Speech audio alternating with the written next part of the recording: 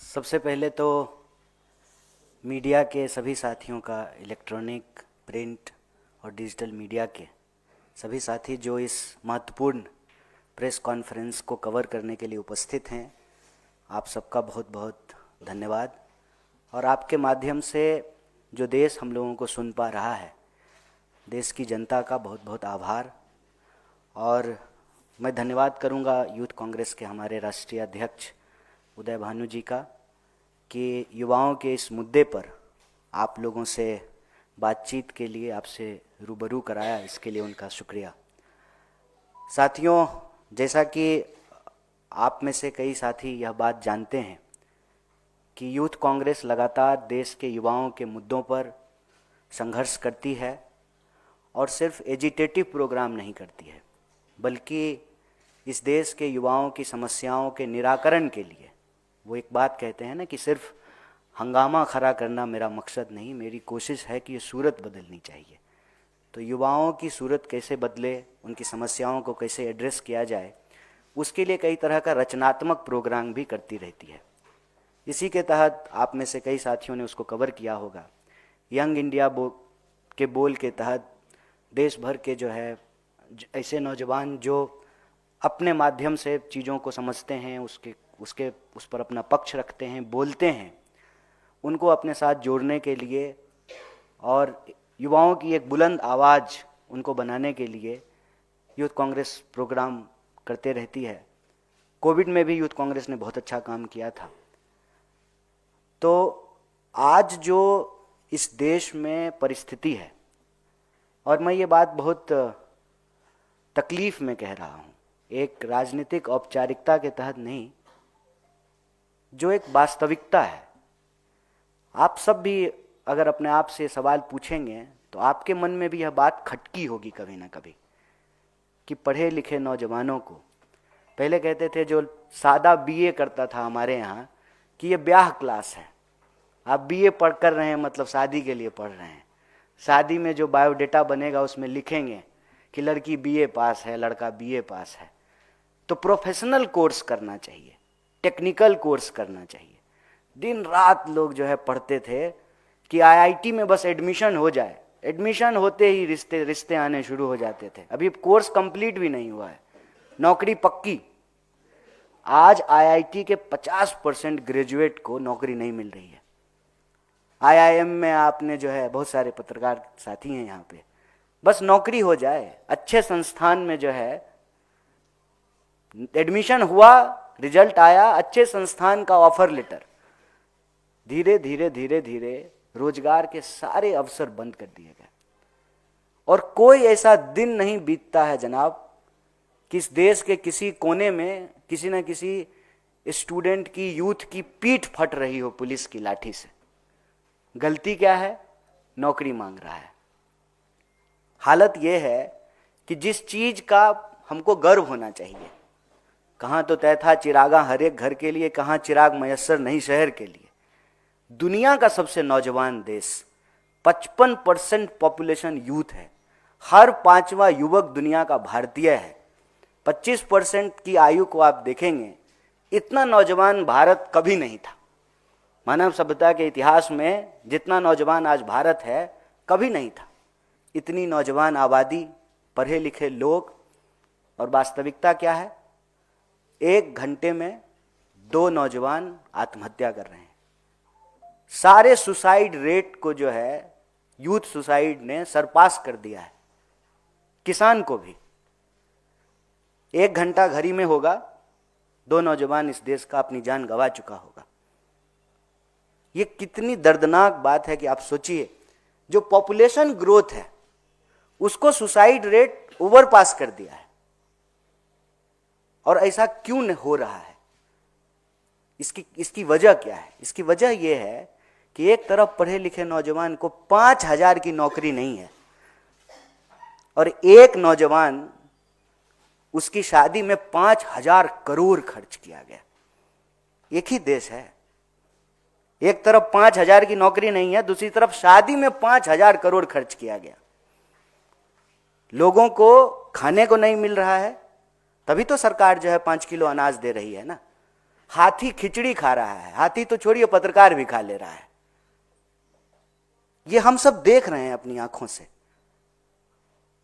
इसीलिए साजिश के तहत इन नौजवानों को नशे में धकेला जा रहा है। हजारों करोड़ के ड्रग्स तो पकड़े जाते हैं, जो नहीं पकड़े जाते हैं उसकी बात छोड़ दीजिए।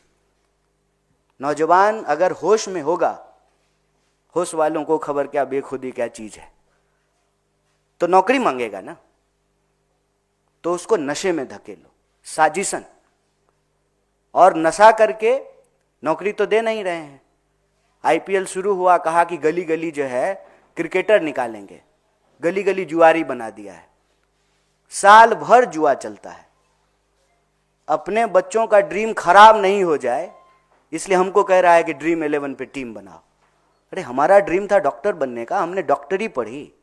इंजीनियर बनने का ड्रीम है, प्लेयर बनने का ड्रीम है, डॉक्टर बनने का, एडमिनिस्ट्रेटर बनने का, पत्रकार बनने का, कवि बनने का, लेखक बनने का ड्रीम है। क्या देश बना करके दे रहे हैं। सीधा सीधा जो ये मॉडल है, ये लूट का मॉडल है। ये बेरोजगारी कोई प्राकृतिक आपदा नहीं है कोविड की तरह। ये मानव के द्वारा क्रिएट किया गया, मानव के खिलाफ सबसे बड़ा अपराध है। जब आपने नोटबंदी की, हजारों चाउमीन के ठेले बंद हो गए, हजारों गोलगप्पे की दुकान बंद हो गए, हजारों जूस का ठेला बंद हो गया, हजारों छोटे छोटे रोजगार करने के जो संस्थान थे जहां लोगों को नौकरियां मिल रही थी उसको बंद कर दिया। एक तरफ कोविड की मार, दूसरी तरफ नोटबंदी की मार। और क्या टैक्स पॉलिसी है बताइए। मेरे पिताजी जो है ग्रेजुएट भी नहीं थे, फिर भी जो है घर भी बनाए, बेटी की शादी भी की, बच्चों को भी पढ़ाया। आज का नौजवान मानव के इतिहास में मतलब नौकरी लेने से पहले ऋणी है। एजुकेशन लोन, गलत तरीके का टैक्सेशन, नौकरी अगर मिल गई गलती से, एक तो जो है भर्तियां होगी नहीं टाइम पे, अगर हो जाएगी तो पेपर लीक हो जाएगा। पेपर लीक तो मतलब मैं इस पर पहले भी बोला हूं। पहले जब डाकघर होता था और चिट्ठी लिखी जाती थी तो लेटर लीक हो जाता था। कई बार जो है लोग हाथ डाल करके बॉक्स से निकाल करके चिट्ठी पढ़ लेते थे। नौजवानों का ये बड़ा गजब का इंटरटेनमेंट हुआ करता था। तब तो मीम था नहीं। जितना लेटर लीक नहीं होता है उससे ज़्यादा पेपर लीक हो रहा है इस सरकार में। कोई ऐसा एग्जाम नहीं है जिस पर सवाल नहीं उठते हैं। पता नहीं यूपीएससी बेचारी कब तक टिकेगी। वहां भी जो है ये लैटरल एंट्री लेकर के आ गए हैं। एक भी जगह बता दीजिए जहां नौजवान पक्का करे कि हम पढ़ रहे हैं, हमको नौकरी मिलेगी। और पढ़ना भी आसान नहीं है। आप सुदूर इलाके के किसी कॉलेज में चले जाइए, जिस तरीके से फीस वृद्धि हुई है।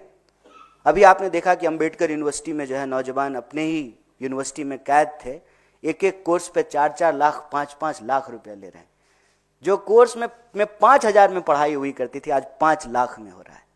एडमिशन बहुत मुश्किल से, एडमिशन हो जाएगा तो पक्का है कि पढ़ने के बाद नौकरी नहीं मिलेगी। इसलिए एक नया टर्म चला है।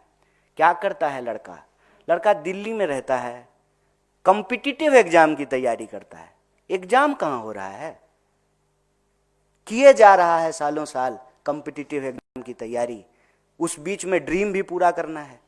इसीलिए जो है देखिए मोबाइल पे लोग शेयर खरीद रहे हैं, बेटिंग कर रहे हैं, जुआ खेल रहे हैं, कहीं कुछ तो मिल जाए।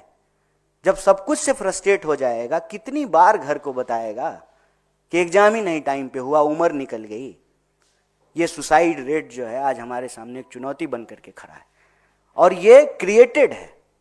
अगर हम चाहें सही से अगर फंड का एलोकेशन करें तो रोजगार दिया जा सकता है। आप 16 लाख करोड़ बड़े पूंजीपतियों का माफ कर देते हैं, आप छोटे रोजगार करने वाले लोगों को लोन तो दे करके देखिए।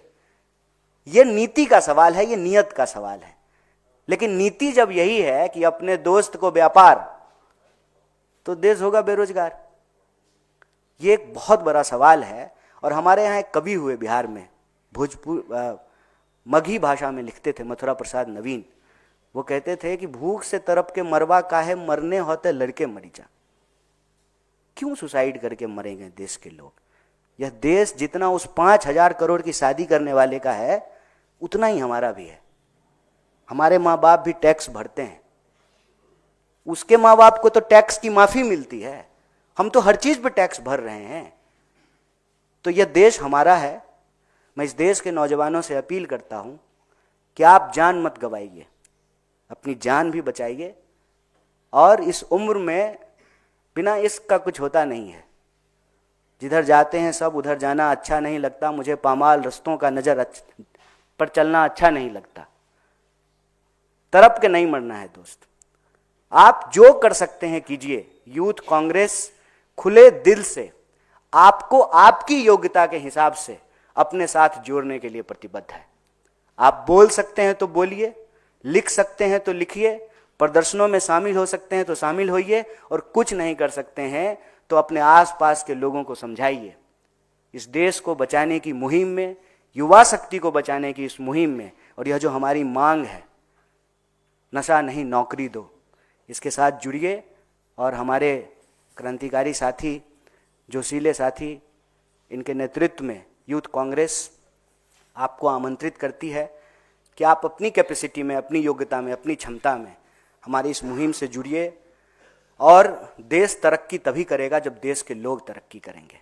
सबसे नौजवान देश है भारत, 55% पॉपुलेशन है नौजवान। वो तरक्की करेगा तभी देश तरक्की करेगी। तो तरक्की की इस राह में और अपने हक की इस आवाज़ में आप आवाज़ बनिए और हमारी इस मुहिम के साथ जुड़िए।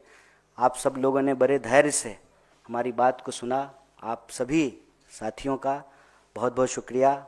और एक पत्रकार के बारे में जो हमने बात की है, मैं आपके बिरादरी के बारे में नहीं बोल रहा हूँ, यह मेरी व्यथा है। ये इस देश के एक आम नौजवान का दर्द है। जब वो सीन देखता है तो उसको तकलीफ़ होता है कि हमारे देश के साथ क्या हो रहा है। तो आप इसको अदरवाइज़ नहीं लीजिएगा। मेरी बात से अगर किसी को तकलीफ़ हुई हो तो मैं क्षमा प्रार्थी हूँ। और एक बार फिर आप सबका इस महत्वपूर्ण प्रेस कॉन्फ्रेंस को कवर करने के लिए तहे दिल से शुक्रिया।